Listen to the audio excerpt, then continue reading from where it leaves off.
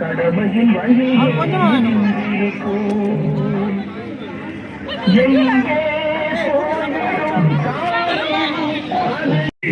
உண்மையின் கண்களை மறைத்து வைப்பார்.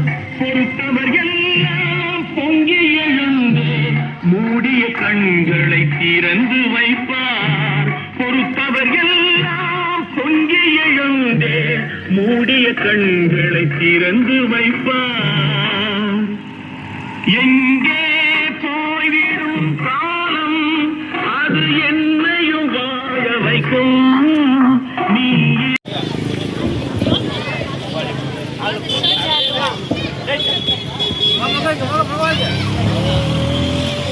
அன்பார்ந்த இன்று இந்த பகுதியில் மட்டுமல்ல தங்கவயல் பூராவும் அனைவராலும் அறியப்பட்ட சிறு குழந்தைகள் முதல் பெரியவர்கள் வரை நேசிக்கக்கூடிய பாசமிகு தோழர் அந்தராஜ் அவர்களுடைய 66ஆம் ஆண்டு பிறந்த நாள் விழா அவர்களுடைய பிள்ளைகள் குடும்பத்தாரோடு இங்கே அனுசரித்து வருகிறார்கள். அந்தராஜ் அவர்கள் பற்றி இந்த பகுதி மக்கள் அனைவரும் அறிந்ததே. இன்றைய காலகட்டத்தில் பல்வேறு நிகழ்ச்சிகளை இன்னைக்கு யூடியூப்ல பார்க்கிறோம், டிவியில பார்க்கிறோம், நியூஸ் பேப்பர்ல பார்க்கிறோம். பெத்த தாய் தகப்பன் எந்த அளவுக்கு பாதிக்கப்படுகிறார்கள், பெத்த பிள்ளைகளாலேயே இன்றைக்கு தகப்பனார்கள் எல்லாம் எப்படி வஞ்சிக்கப்படுகிறார்கள் என்பதென்ற ஒரு சூழ்நிலைகளை இன்றைக்கு நாம் பார்க்கின்றோம். இன்றைக்கு 5 செல்வங்களை பெற்றெடுத்த அந்தராஜ் அவர்கள் தன்னுடைய முதல் மகன் கேப்டன் பிரபாகரன், 2வது மகன் சந்திரு, 3வது மகன் நிரஞ்சன், பிரசன்னகுமார், ஒரு மகள் காமேஸ்வரி, இந்த 5 பிள்ளைகளையும் அவர் ஒரு சரியான முறையிலே வளர்த்தெடுத்தார். தன் தந்தை வாழ்ந்த காலத்திலேயே தன் பிள்ளைகள் வளர்ந்து ஒரு சரியான நிலையை அடைந்தார்கள். உத்தியோகத்திற்கு போனார்கள், திருமணங்களை செய்தார்கள். அவர் இருந்த காலகட்டத்திலே தன் பிள்ளைகள் எல்லாம் அவரை நன்றாக கவனித்துக் கொண்ட காலங்களை பார்த்திருக்கின்றோம்.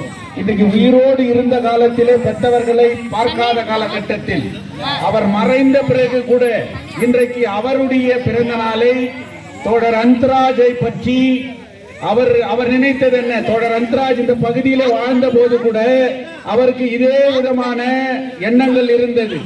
இன்னைக்கு சிறு பிள்ளைகளை ஒன்று சேர்ப்பது, தாய்மார்களை ஒன்று சேர்ப்பது, பகுதி மக்கள் மத்தியத்தில் படிக்கிற பசங்களை ஊக்குவிப்பது, அவர்களுக்கு நோட்டு புத்தகங்களை வழங்குவது, பல நிகழ்ச்சிகளை நடத்தி இந்த மக்கள் மத்தியிலே பேரும் புகழும் பெற்ற தோழர் அந்தராஜ் அவருடைய குணாதிசயம் என்னவென்றால் சிறு பிள்ளைகள் இருந்து பெரியவர்களிடமிடம் கூட மிகவும் அன்பாக சிரித்துக் கொண்டு பேசுகின்ற ஒரு நிலையை கொண்டிருந்தார்.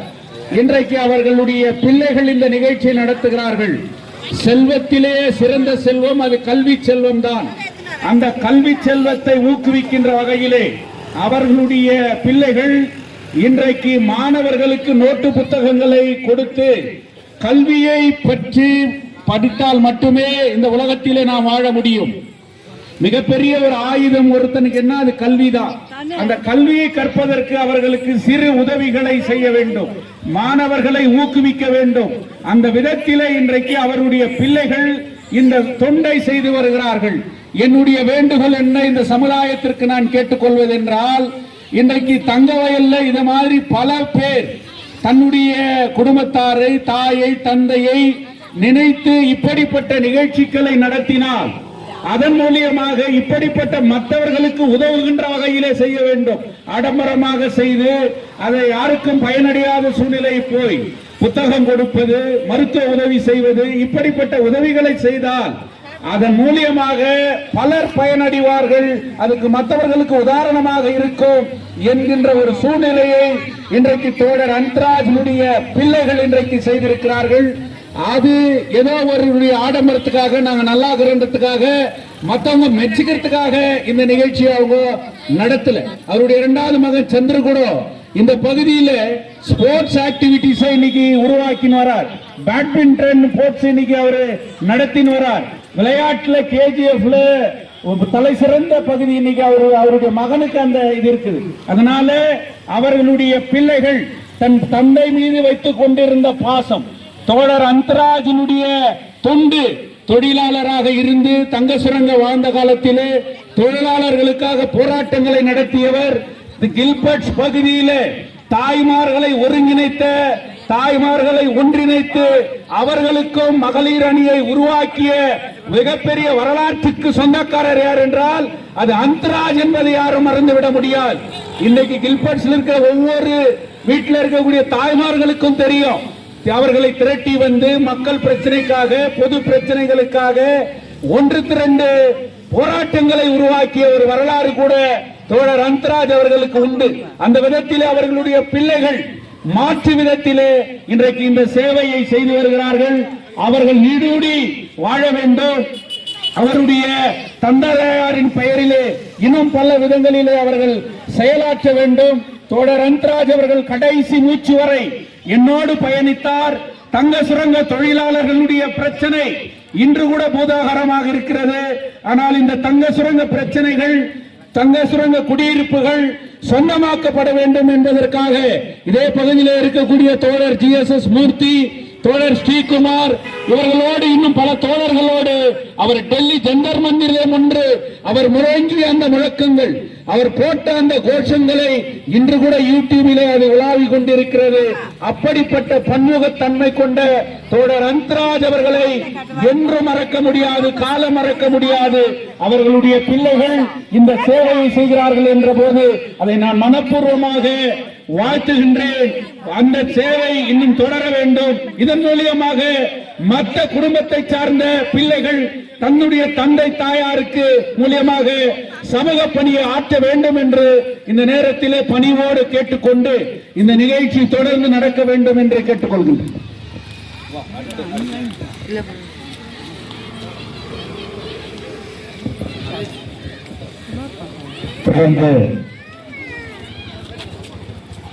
தோழர் ஜோதிபாஸ் அவர்களுக்கு நன்றியினை கூறிக்கொண்டு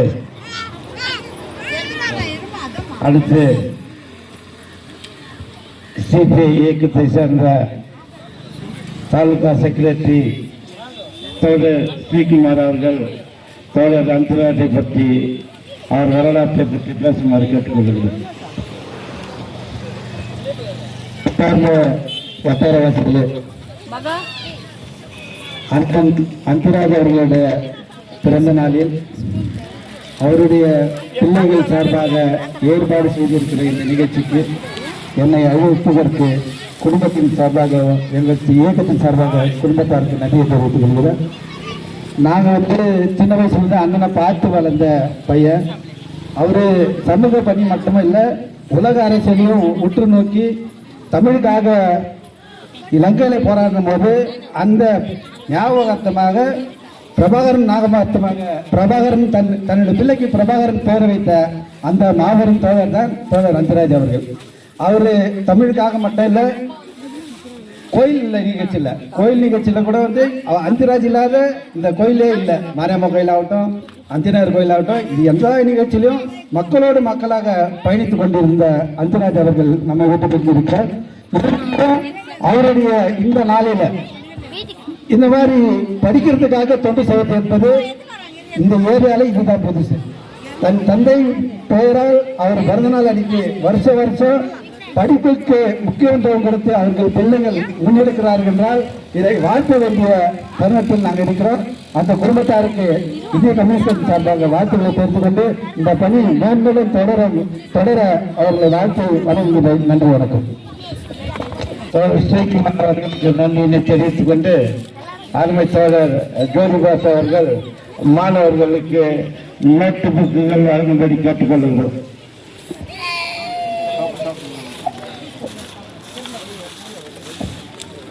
டோக்கன் வச்சிருக்கும் மாணவர்கள் வரிசையாக வந்து டோக்கன் கொடுத்து விட்டு நோட்டு புத்தகங்கள் பற்றி சொல்லுமாறு கேட்டுக்கொள்கிறோம்.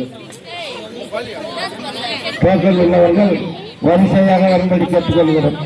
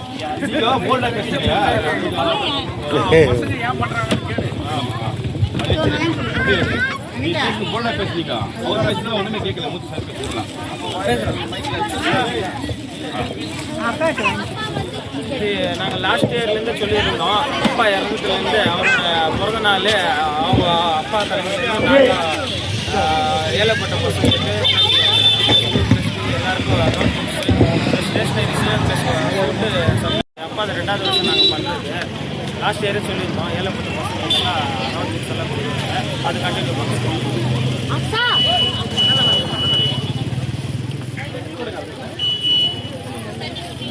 நான்கு மறை தீர்ப்பு என்றும் தர்மம் தலை காக்கும், தக்க சமயத்தில் உயிர் காக்கும்.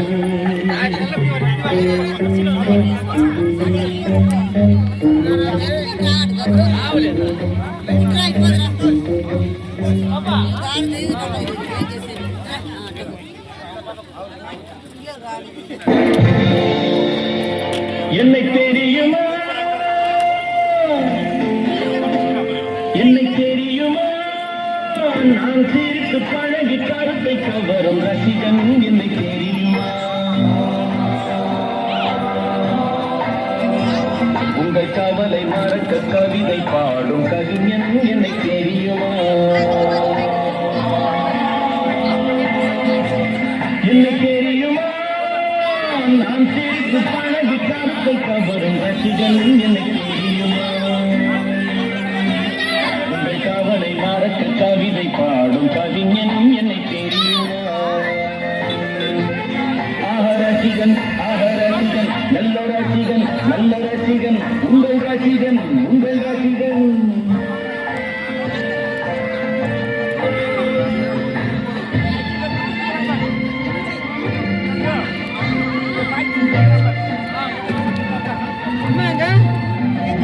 நான் பொறுமையாக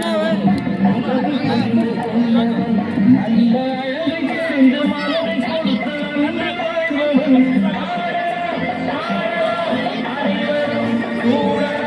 வாழ்வை போலையாக்கலாம், இந்த காலம் உதவி செய்ய இனி யாரும் உதவல்ல.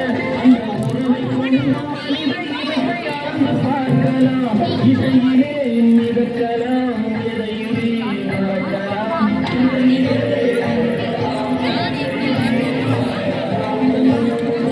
என்னை தெரியுமா, நான் சிரித்து பழகி கருத்தை கவரும் ரசிகன். என்னை தெரியுமா, உங்கள் கவலை மறக்க கவிதை பாடும் கவிஞன். என்னை தெரியுமா,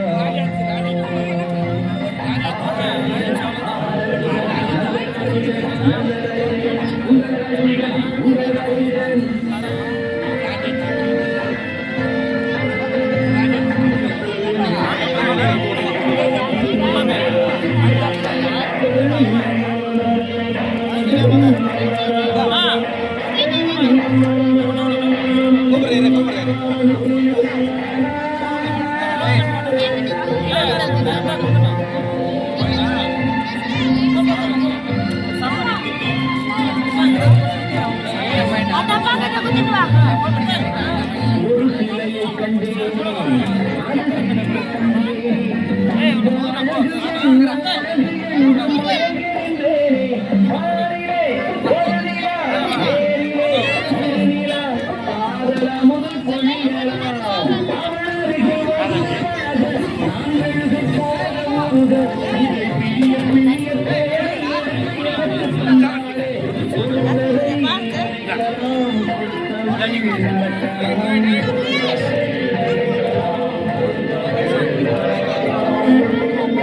என்னை தெரியும் நான் சிரித்து பழகி காக்கும் வரும் ரசிகன் என்னை தெரியுமா இந்த காதலை மறக்க கவிதை பாடும் கவிஞன் என்னை தெரியுமா